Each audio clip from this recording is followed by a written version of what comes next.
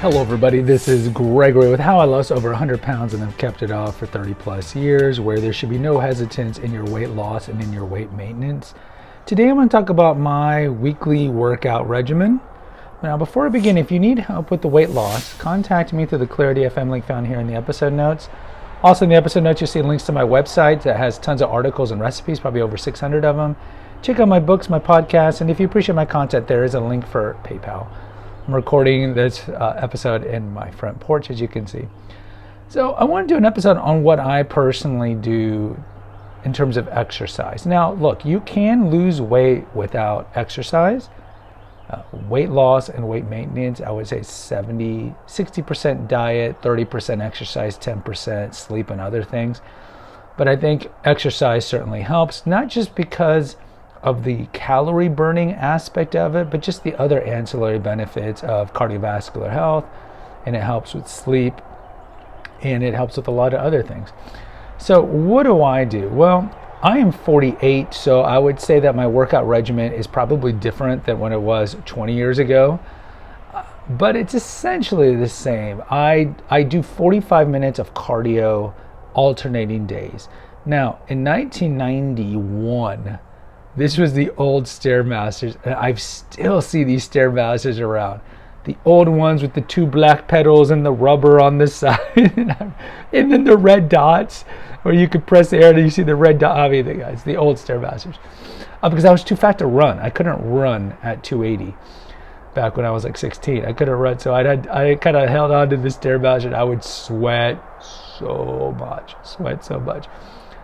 And then when I lost the weight, then I did more of the running. I remember really hurting my ankle the year after I lost my weight, and I did some rowing. I couldn't put my foot in the stirrups because of the cast, but I did some rowing. And I think through most of the 90s it was a lot of running. I do like to run, and I did like to run back then. But the thing is, like, aside from a brief period, probably around 2000, I've never been a long runner. For a couple reasons. We'll have this on the future episode. Well, I'm not a big fan of marathons. But around 2000, I was probably running like 11 miles, 12 miles, not every day, but like on the weekends when I had more time. But most days for the last 30 years, it's been about 5 miles. I'll do a 5 mile fill in the blank, whatever it is. So for much of the 90s, I would say it was running mixed with some ellipticals. And then probably in the 20 teens, I started doing, probably the late 2000s, late noughts, early teens, I was doing a lot of rowing on the rowing machines, not crewing. I don't live in a place that's got a river where I can crew. And I would do that, and rowing is a great workout. I think it is the most complete cardiovascular workout, and it kills you. It's a great workout. And then there was a time where I was doing like hardcore cycling on trails, but I realized that for me to go fast, it was pretty dangerous, and I was veering through people and other bikes and stuff. So I'd also moved to a place out here in the country where there's no trails for me to do, and I'm too lazy to hitch my bike and drive 20 miles to a trail when I could just ride my bike in the neighborhood. But right now I do a lot of indoor track running. I do live in Texas, and so that's what I do. I do some form of cardio every other day. Now on the other day, I do a little cardio and then strength training. Now, the strength training has changed throughout my life. I would tell you that I've never been a muscle guy. And I would say this. Most cardio guys, like guys who work out are one of two. You got the lifters and the cardio guys. And the two shall never meet. Like the cardio guys typically aren't muscled up, and then the muscular guys are spending 3 hours at the gym on every part of the body. They don't last more than 10 minutes on a rower. It's just different cardiovascular output, different type of exercise, aerobic versus anaerobic, and never the two shall meet. So I have never been very muscular, never. I've always kind of had that post weight loss, that kind of langly, like my ex-wife used to call me the cat in the hat. So I'd be skinny with a little pooch, where, what future episode, my bloopy is, which is essentially my like saggy skin on my abdomen. That's never going to go away. But I've never been a type of guy who does the 3-4 hours in a gym to lift weights. I find that, and that's just me. Again, this is my website or my YouTube channel about what I've done to keep the weight off. I just find that to be a lot of time wasted. And also, I mean, if you're working, you spend several hours in the gym.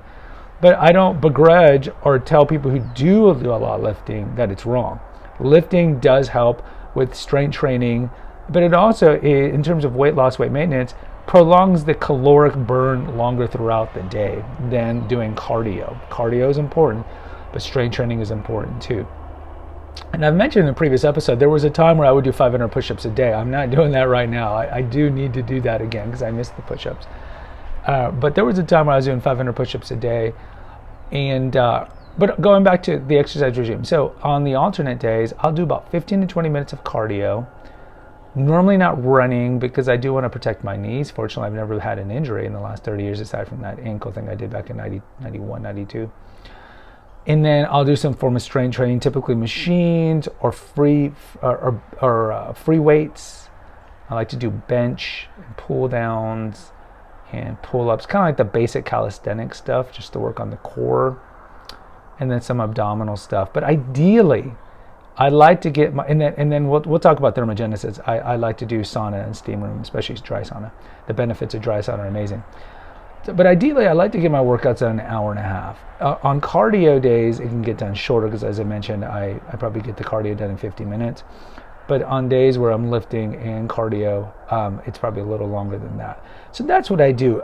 Sundays, I typically take the day off. Sometimes I will sit in the dry sauna. So I do work out 6 times a day, 6 times a week, I should say. Now, in the old days, in the 90s, and when we get to Confessions of an Obese Child, that's probably about episode 30, where I start talking about my post-weight loss anxiety. I was working out every day because I had such a petrifying fear that I was going to gain my weight back. I mean, it's kind of like that old novel Flowers for Algernon, where we would call him now the special ed guy, and then he takes the experimental drug and he starts becoming not special ed. And then he starts, getting women and being successful. He's very brilliant, but then the drug starts to wear off and he starts going back and reverting. And so that was my worry. It's like, why would I go through all this work, lose all this weight, be normal, have experiences with women, and then, oh my God, I get fat again? It's like, it's better if I were fat, right? So there was a time in the 90s, certainly, where I would go 87 days in a row of running. Now, I think at my age, and just with perspective and wisdom, I don't do that. So I do try to work out 6 days a week, and I do take a day off. So that's kind of what I do in terms of the main workout. And as I've mentioned before in the episode on walks, I do walks in the morning and night. Just like today, for example, 5:50 in the morning, took probably a 2-mile walk. It's beautiful. It's all stars and it's quiet. I can hear the coyotes in the distance, and you just see the sun come up like it is right now. Guys, post in the comments. I'd really like to hear from you. What is your workout regimen? I'd really like to hear from you. Please hit the like button, hit the notification button, and share with others. Until next time, take care, God bless, and pray.